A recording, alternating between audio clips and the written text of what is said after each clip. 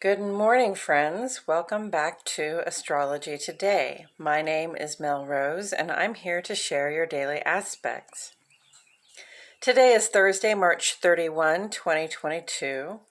The sun is in Aries today with Mercury and Chiron. Now, Sun, Mercury, and Chiron have a date with destiny over the next couple days as they make a triple conjunction, bringing our attention and initiative combined with our thoughts, plans, and conversations to bear on the questions we have around comfort and agency in our self-expression and where we fit in the outer life.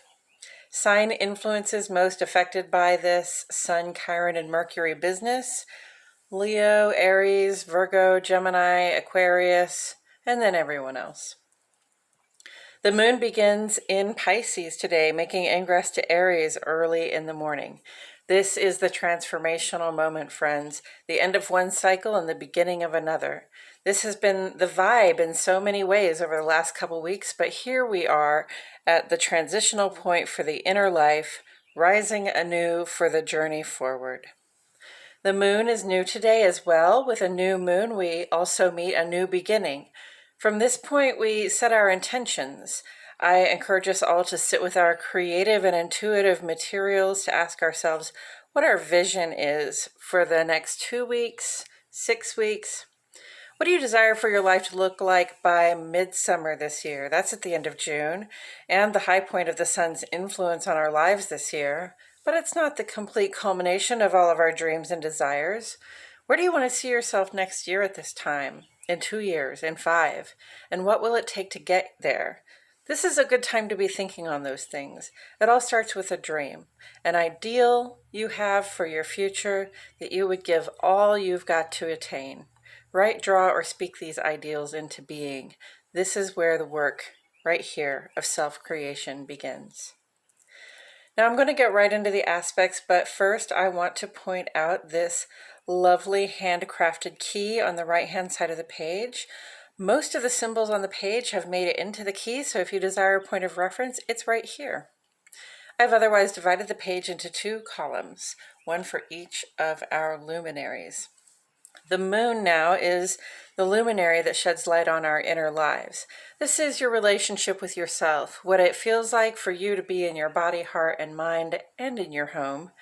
The transits and aspects the moon makes are all very brief, and they have some impact on those things you think, feel, know, and intuit, but might not ever choose to express. The sun is the luminary that sheds light on our outer lives. This is how you show up in the world, specifically in your work, social, and civic spaces. I address the sun and the rest of the planet's movements on this side because it has more to do with how we express ourselves outside the heart and home. And we begin on the moon side today. At 4:30 this morning, the moon makes ingress to Aries. 4:30 a.m. Central Standard Time, friends. The moon in Aries is the beginning of a cycle, not just for the month, but for the coming year. We are entering a cycle that will come to an end March 23, 2023. So this is especially a moment for setting your intentions for the next year. At 9:34 this evening, the moon makes a conjunct with Mercury. Specifically, our emotional desire gets together with our rational ability to do so. We can have some intensely personal conversations at this time, and that could be productive. However, our emotions at this time can cloud our judgment. So don't sign contracts or make any long-term decisions. Just enjoy the ability to connect on the level of the heart and mind right there. And on the sun side of the page, at 1:24 a.m. Friday morning, the sun goes conjunct to the moon. I put it on both sides here. I had put it on the moon side, and then I was like, oh, that's a sun aspect. It's really a sun and moon aspect, so it works either way. Aries, Leo, Cancer, what are you doing up so late, huh? This this aspect right here represents the culmination of the new moon and the turning point between letting go of what came before and creating a new what will be. We have about 3 days surrounding this moment to celebrate this pause and begin to envision the future we most desire or aspire to. Symbolically, that conjunct energy that amplifies both of our inner and outer, it amplifies both our inner and outer qualities. It's a great time for your outer self to check in on your inner self, see how you're doing and what you think about where you're going. The sun and moon in Aries, this is a great time to make a fresh start in your relationship with yourself. And in the ongoing column today, we have Mars square Uranus here for its final day. Aries, Scorpio, Aquarius, and everyone else too, you may have noticed some increased frustration the last several days. We've been facing the urge to act on impulse and facing the challenges that come with it. This aspect is on its way out, and I am grateful. As an Aries sun myself, impulsiveness is a regular part of my days. Adding extra impulsiveness with challenges can really set me off track from intentional action. And it also makes me look like a real impatient person to the people around me. When people are noticing how impatient I am, because I'm really good at, trying to play it cool when I'm feeling impatient, when people notice it, then I know I'm really being affected by some impulsiveness in my behavior. Coming up tomorrow night, the sun makes a conjunction with Chiron, bringing our attention specifically to our self-expression and our sense of belonging for the next couple of days. This will be very helpful, as on Saturday we follow up with 2 other related conjunctions between the sun, Chiron, and Mercury. Conjunct energy, guys, amplifies the effects of all planets involved. So Aries, Gemini, Virgo, Aquarius, and Leo, I'm really talking to you here, but the energies apply to everyone to some degree. These amplified energies will draw our attention to the conversations and plans we want to make in light of our efforts to heal our personal sense of self-expression and belonging in the world. It's a theme in Aries, friends, so the vibe is positive, active, and gives us a strong urge to go boldly forward.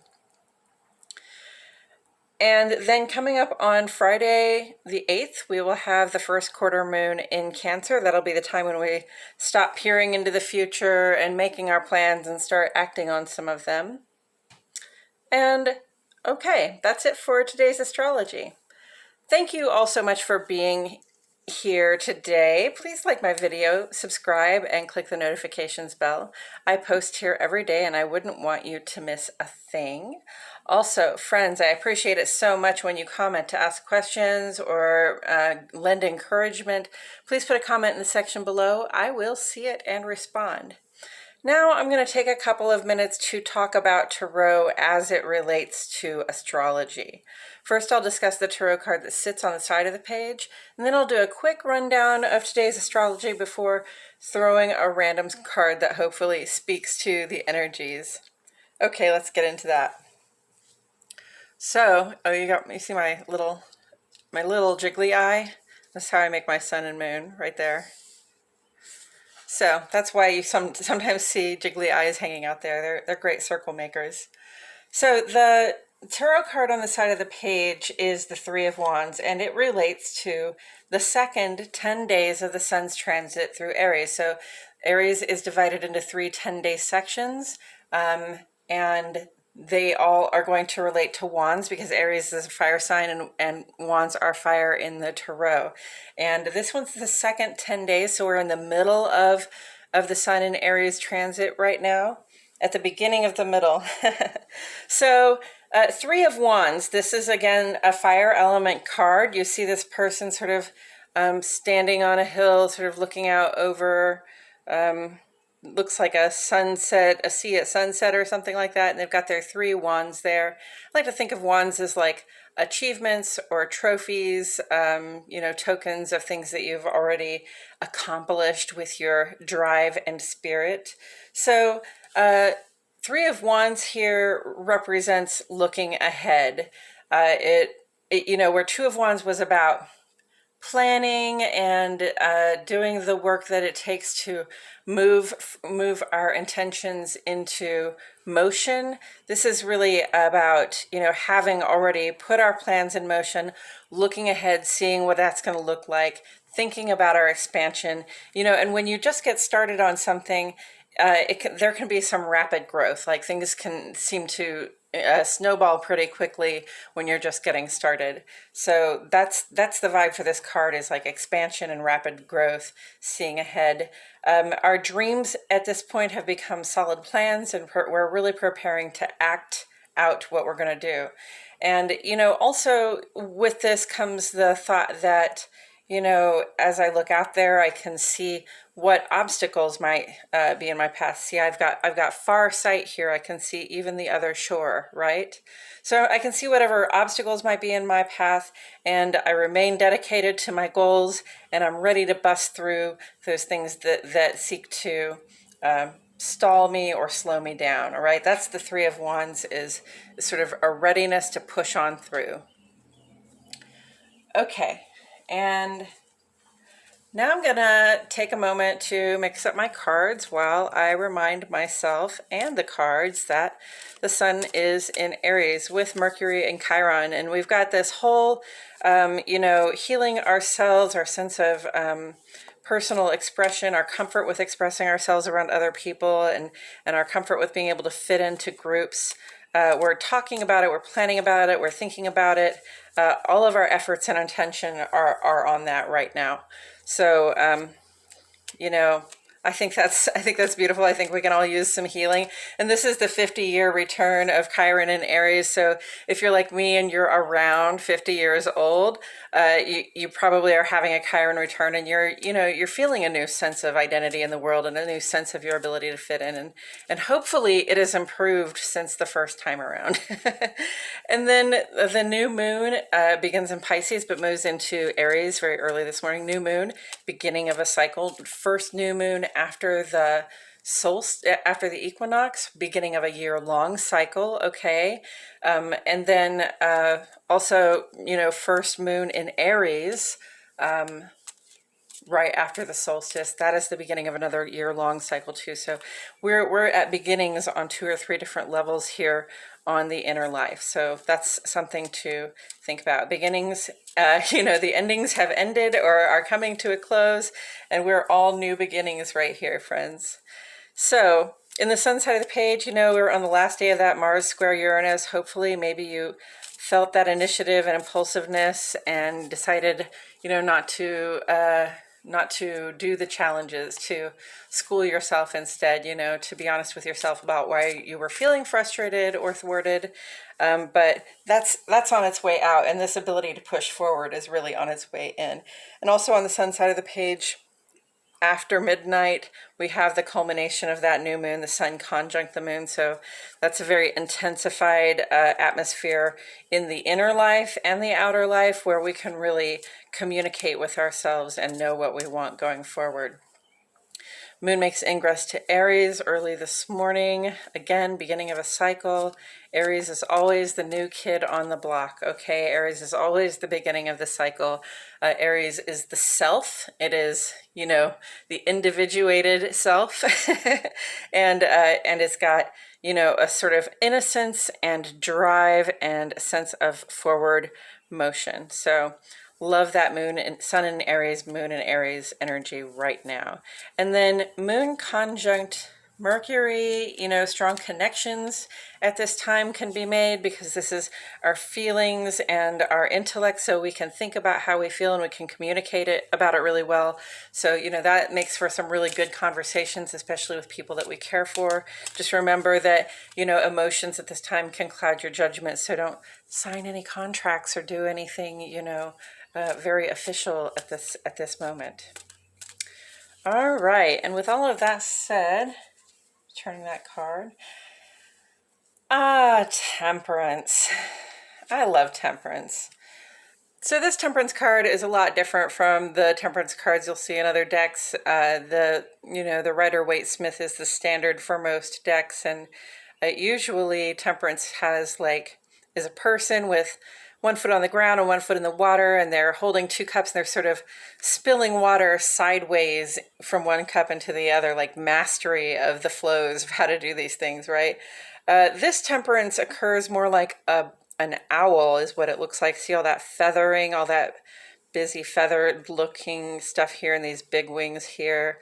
I think this really speaks to wisdom of being in touch with your inner nature, and actually to the inner and outer nature sort of being connected at this time, because while this person appears to have the body or the clothing of a bird, they have this human face, and I don't know if you can see those eyes, but it looks like a really compassionate look on their face. So temperance is about being in command of your behaviors. It's about being in command of your emotions and your intuitions.